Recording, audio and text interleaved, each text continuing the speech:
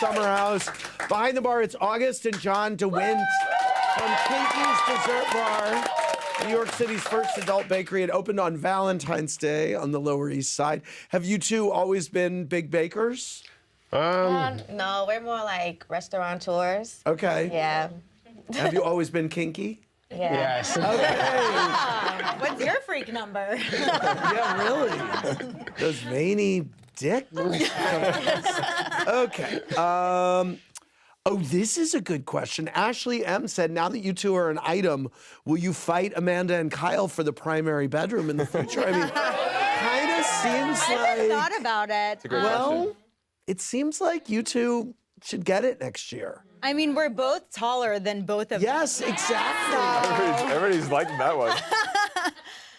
I mean... Yeah, I mean... I think it's it'll be a topic It of could be a conversation. topic for sure. I think it will be a topic. I don't know if we necessarily think like that. Like we just need a big bed with like a decent closet that'll fit both of our stuff, and I think we're happy. Yeah, I just want to be in the same room as her. That's all I care about. I mean that.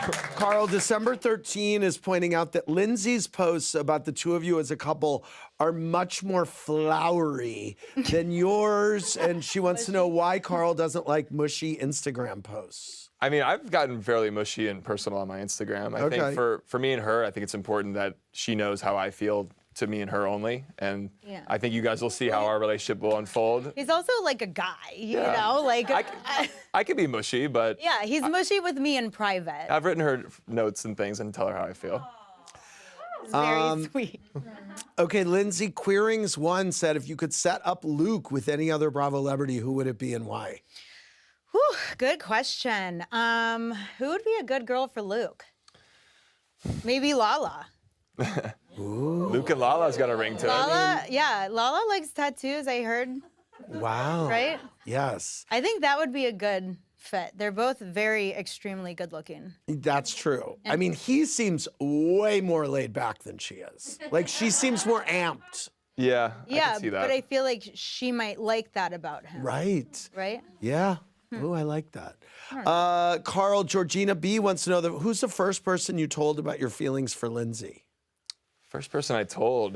Did you tell Lindsay or did you tell like Kyle first? I told Lindsay. No, I told Kyle and he cried. Yeah, you started I'm crying. not even joking. It was like at the end of October, I was like, I have to tell you something, and he literally started crying. I actually had talked to Captain Lee a little bit, just kind of early on, just kind of saying. How did you become close to Captain Lee? Well, after my brother passed, we share kind of a similar story with our, my brother and his son passed from addiction. Yeah. And he reached out to me last year during a really hard time, and living that out publicly was very challenging for me. But having someone else in the Bravo family to reach out to me, especially Captain Lee, who, I mean, he's a legend, and then also he's a male figure, and I think coming from him, it was super important. So he's been someone I check in with periodically. That's nice. And I had mentioned that, it's coming up on, almost my year of sobriety, and Lindsay and I were getting more romantic and just talking through it. And I think he laid the groundwork for me to really feel confident with wanting to move forward with Lindsay. And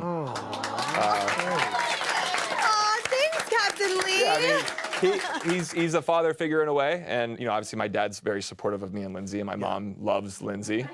That's great.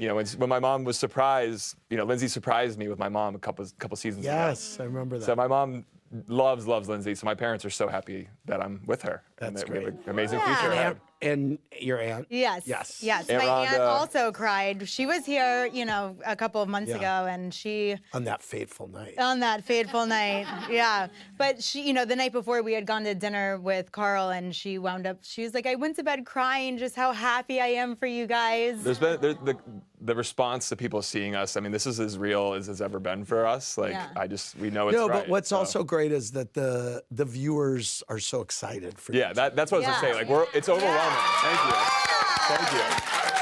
We knew there would be some level of excitement, but it has just been beyond. And I think that, it's so flattering and it's so fun to see, because I think it's a tribute to who we are as individuals and then as together.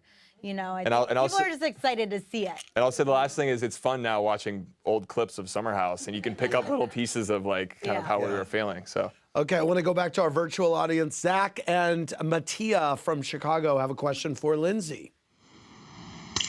So, Lindsay, what did you think when you heard Kyle telling Luke that his and Amanda's wedding was going to cost $200,000, especially while he is $4 million in debt? Okay, there's a lot to that. So here's the thing. When I first heard $200,000, I was shocked, but you'd be surprised how money starts to accumulate, especially when you lose your deposits on multiple venues leading up to this final venue. Yeah. So I think that going into actually getting married, they were already in the hole as far as, you know, what their wedding costs. As far as Kyle being $4 million in debt, I don't think he said that the right way or accurately. I think he took out a business loan and it was worth a certain amount of money. That doesn't automatically mean he's in that amount of debt. I think he said it wrong, and I would just kindly like to clear that up on his behalf. Nice. All right. Jane and Kaylee from New Jersey have a question for Carl.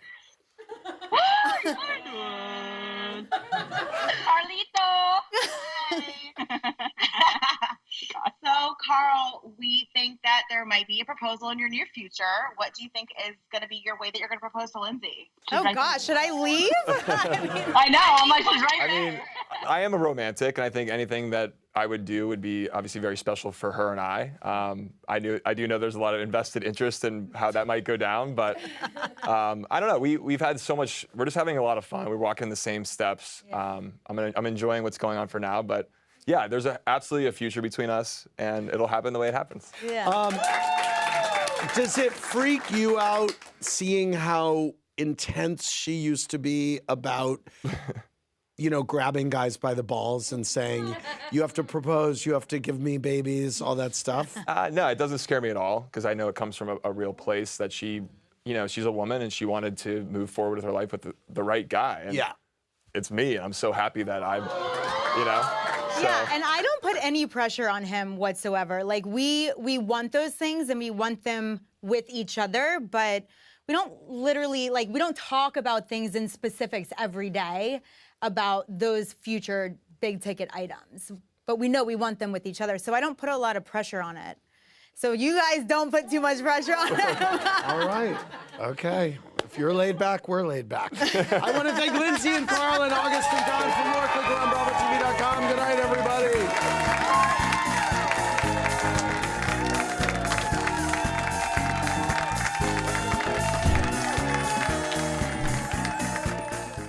Thanks for watching. Watch more clips here and subscribe to our channel here. See ya.